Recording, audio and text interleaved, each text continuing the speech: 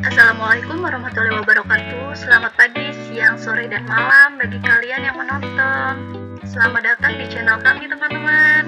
Nah, di sini kami berkesempatan untuk memaparkan atau menjelaskan terkait materi sistem informasi akuntansi, penjualan, dan juga penerimaan kas. Nah, kalian yang menonton video ini pasti penasaran kan apa itu materi ini? Nah, jadi teman-teman yang penasaran dengan materinya, tonton sampai selesai ya videonya. Oke, yuk langsung saja ke materi yang pertama, yaitu apa itu sistem informasi akuntansi.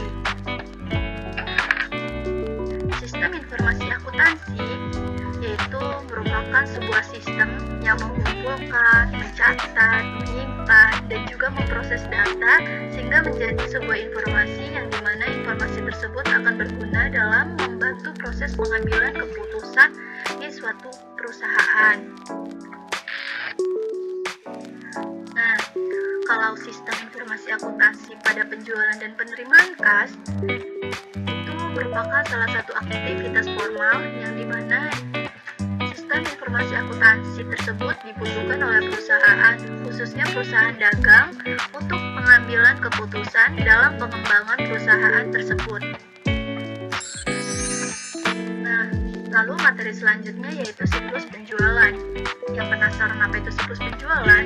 Siklus penjualan ini merupakan rangkaian aktivitas bisnis dan juga pemrosesan informasi yang berhubungan dengan menyediakan barang dan jasa untuk pelanggan, lalu menerima kas atas pembayaran dari penjualan yang telah dilakukan.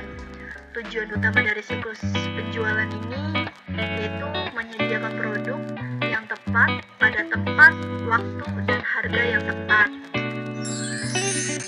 Nah, proses bisnis setiap perusahaan pada siklus penjualan ini tidaklah sama, tergantung dari apa yang mereka jual, entah barang ataupun jasa. Hanya saja proses bisnis dalam sebuah kegiatan penjualan yang umum diantaranya meliputi seperti konsumen memesan barang, perusahaan mengirim barang yang dipesan ke konsumen, perusahaan mengirimkan tagihannya ke konsumen, lalu perusahaan menerima pelunasan kas dari konsumen. Ada pula dokumen-dokumen pendukung pada penjualan, yaitu faktur penjualan. Faktur penjualan tunai ini merupakan faktur penjualan yang digunakan untuk menyatakan sebuah transaksi yang telah dilakukan secara tunai dalam satu kali pembayaran. Lalu yang kedua yaitu nota pesanan. Nota pesanan ini yaitu bukti transaksi yang berhasil yang akan tersedia setelah status transaksi berubah menjadi selesai. Lalu yang ketiga yaitu lembar rancangan. Lembar rancangan ini berfungsi untuk memantau rancangan yang telah dibuat atau sedang dibuat maupun yang telah selesai dibuat. Lalu selanjutnya yaitu nota tagihan. Nota tagihan ini adalah dokumen komersil yang diterbitkan oleh penjual kepada pembeli berkaitan dengan transaksi penjualan yang disepakati untuk produk ataupun layanan yang telah diberikan.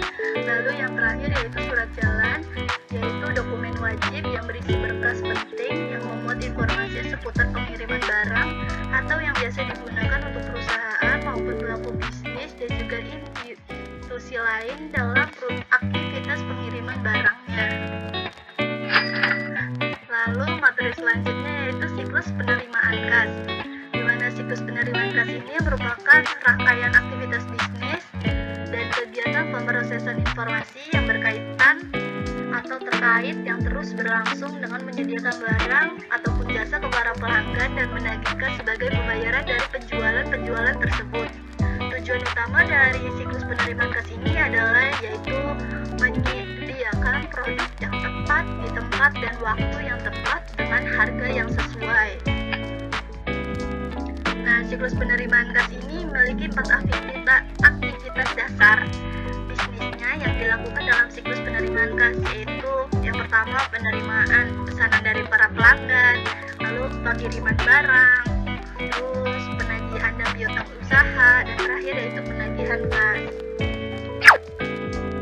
Berikut adalah contoh flowchart pada siklus penjualan dan juga penerimaan kas, di mana pada siklus penjualan itu dimulai ketika bagian penjualan menerima order dari pembeli. Lalu bagian penjualan akan membuat faktur atau mengisi faktur dari penjualan tersebut, di mana faktur penjualan tunainya itu dibuatlah 3 rangkap. Rangkap pertama akan diberikan ke bagian penerimaan kas, lalu rangkap kedua akan diberikan ke bagian gudang, lalu rangkap ketiga akan diarsipkan dengan sistem nomor. Sedangkan pada flowchart bagian penerimaan kas, setelah dilanjutkan dari bagian penjualan, faktur penjualan tunainya ini diterima ke bagian penerimaan kas. Setelah dan juga menerima uang dari pembeli dan mengoperasikan register kasnya, dibuatlah FTP dan juga PRK menjadi 2 dokumen. PRK-nya didistribusikan ke bagian pengiriman. Lalu mengisi bukti store bank, di mana bukti store banknya ini dibuat 3 rangkap. Setelah mengisi bukti store bank rangkap pertama itu diberikan ke pemasok bersama uangnya. Bukti store bank yang kedua diberikan ke bagian penjurnalan. Lalu bukti store yang ketiga itu diarsipkan dengan sistem nomor. Sekian sudah materi yang bisa kami sampaikan. Semoga bermanfaat bagi kalian. Wassalamualaikum warahmatullahi wabarakatuh.